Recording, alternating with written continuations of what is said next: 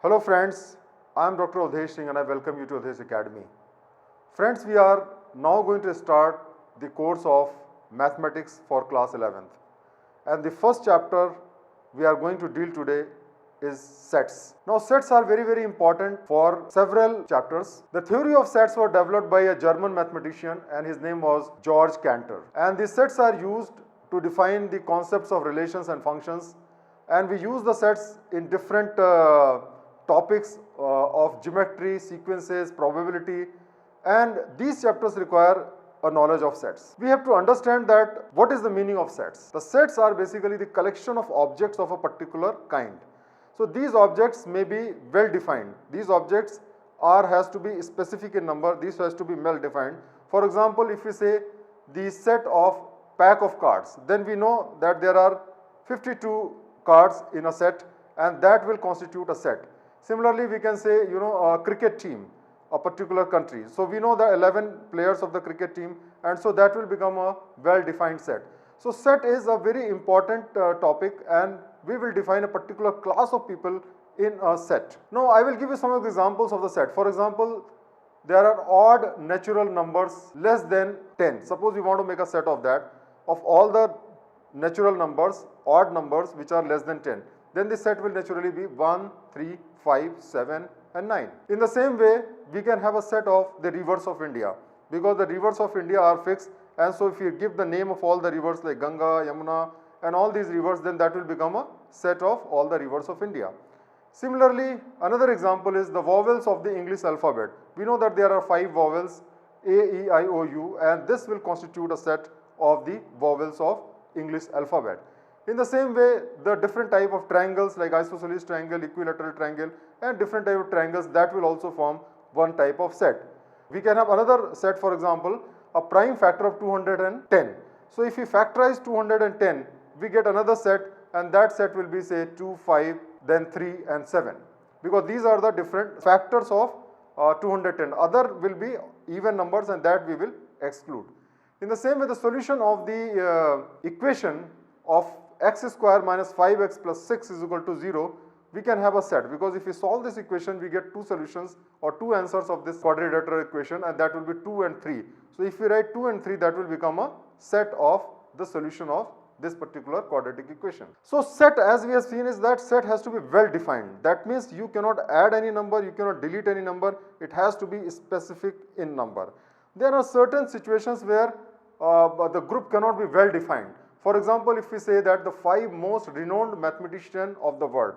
Now, whenever we use some sort of terms like most, best, worst, in that situation it's become a very subjective decision. Now, for example, you ask 10 people to define who are the most renowned mathematician, everybody will give different names, and therefore it is impossible to create a set of 5 most renowned mathematicians, and so this cannot constitute a set.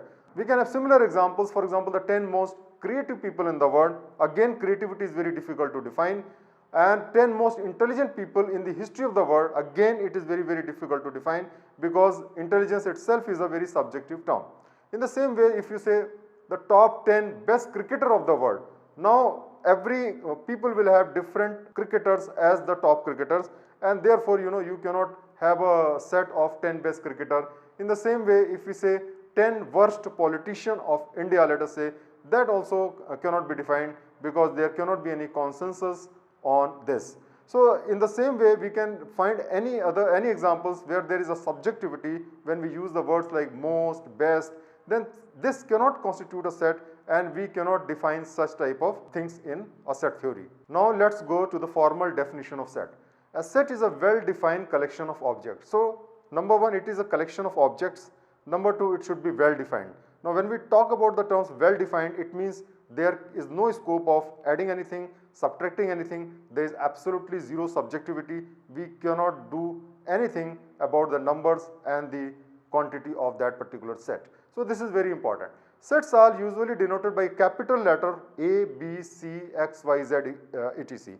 So you can have any capital letter to denote the set. The element of that set are generally denoted by the small letters like A, B, C, D or like that. So any small letter will denote the element of the set, and the capital letter will denote the set itself. You have to also understand that element is also known by different names.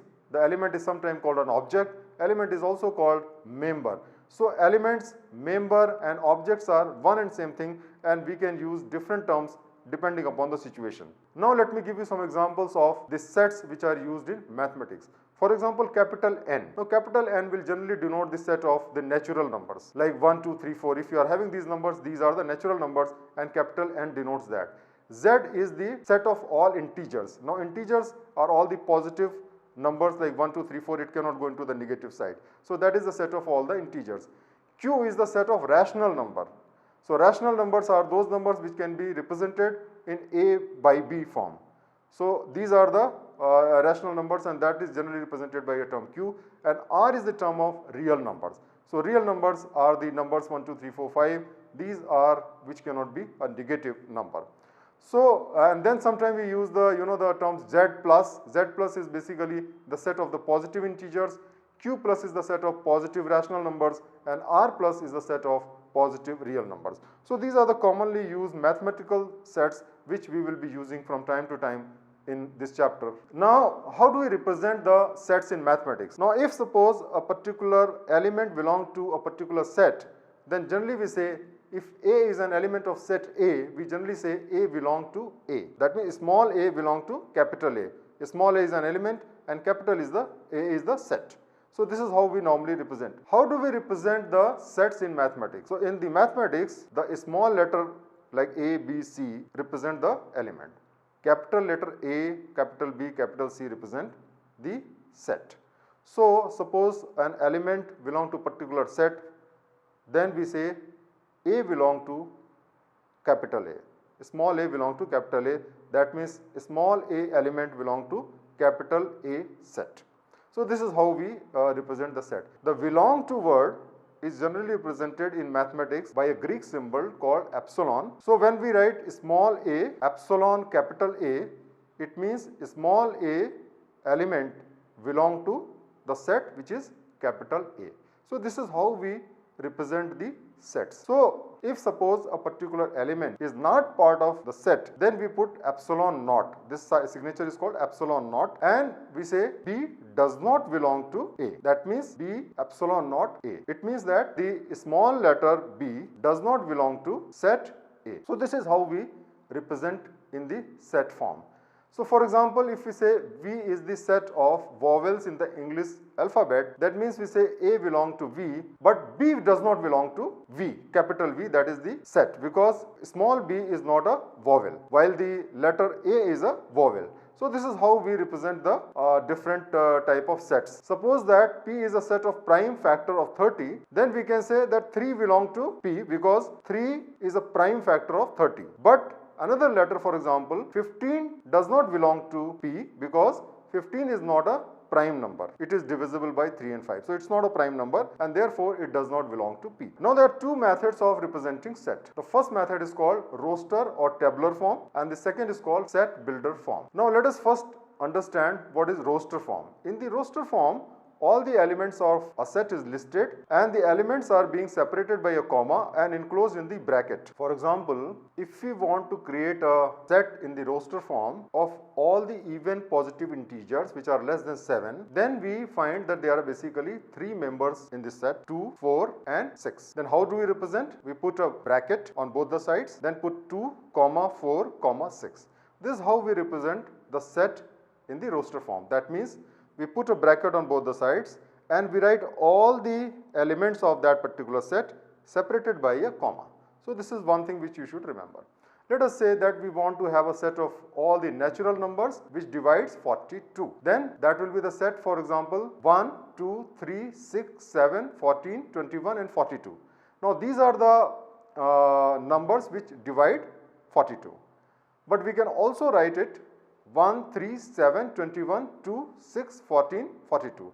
Now you have to understand that the sequence of the number in a set does not matter. That means we can write something in the beginning, something in the last, and the number should not be repeated and all the numbers should be represented. So this is very necessary condition. The sequence is immaterial. In the same way, for example, if you want to write another set, the set of letters forming the word school, SCHOOL, then the set will be SCHOL or HOLCS. Here you have seen that in the word school, the O letters appear twice, but in the set it will appear only once. So once you have written a letter O, that's sufficient. You don't have to write a letter twice. So this is an important thing to understand. The two main important things. The sequences does not matter. Irrespective of the sequence, the set should consist of all the elements. And number two, that we should not repeat any element, even though in the original form there can be more than one elements used in the original subject. The second method to represent a set is set builder form. Now how do we define the set builder form? All the elements of a set possess a single common property which is not possessed by any element outside the set. For example, in the set A, E, I, O, U, all the elements possess a common property which is each of them are the vowel in the English alphabet, and no other letter possess this property. That means other than these 5 letters, there is no other letter which can be said to be a vowel, and that is why this is a complete set. If you want to represent this set in the set builder form, we write V equal to then bracket X, and then we put sign of colon, and we write X is a vowel in English alphabet. And when we pronounce it, then we say that V is a set such that X is a vowel of the English alphabet. Now let's see how we actually say this. You see that V equal to X colon, X is a vowel in English alphabet. When you have to pronounce it, when you say that V is a set, the set of all such X such that X is a vowel of English alphabet. So this is how we pronounce it. Now instead of X we may write Y or any letter like Z, or B, any letter we can write. So this is how we have to learn to pronounce this. Now we'll take certain examples and try to explain the concept of set. Now let us take the first example. Write the solution set of an equation x square plus x minus 2 in the roster and set builder form. So first of all we have to solve this equation, and when we solve this equation we factorize it, and we write x minus 1, x plus 2 is equal to 0. So it means that x has two values, 1 and minus 2, and so the set will have two elements, 1. So if you want to write in the roster form, what we do is that we write V such that, and then we put bracket, and inside the bracket we write both the elements, that is 1 and minus 2, and separate that by a comma. So this is a very simple. If you want to write the same thing in the set builder form, then we don't have to even solve this equation, and we can write that V equal to X such that X is a solution of equation x square plus x minus 2 equal to 0. So simply write and put the bracket closed, and this is the simple method of writing it in the set builder form. Now let's take the second question. The second question is write the set A, that is 1, 4, 9, 16, 25, and it goes on. So you can easily see that these are the squares of the numbers. So for example, 1 is square of 1, 2, 4 is square of 2, 9 is square of 3, and so on. So if you want to write in the set builder form, what we write is that x such that x is a square of the natural number. So this is a very simple method of writing it. If you want to put it in the form of epsilon, then we write that x equal to n square, where n is a natural number. So this is the method of writing the same thing in the set builder form. Let us now take the third example. I am going to give you some of the questions, and you have to tell whether it constitutes a set or not, and you have to justify the answer. So for example, the first is the collection of all the months of a year beginning with a letter J.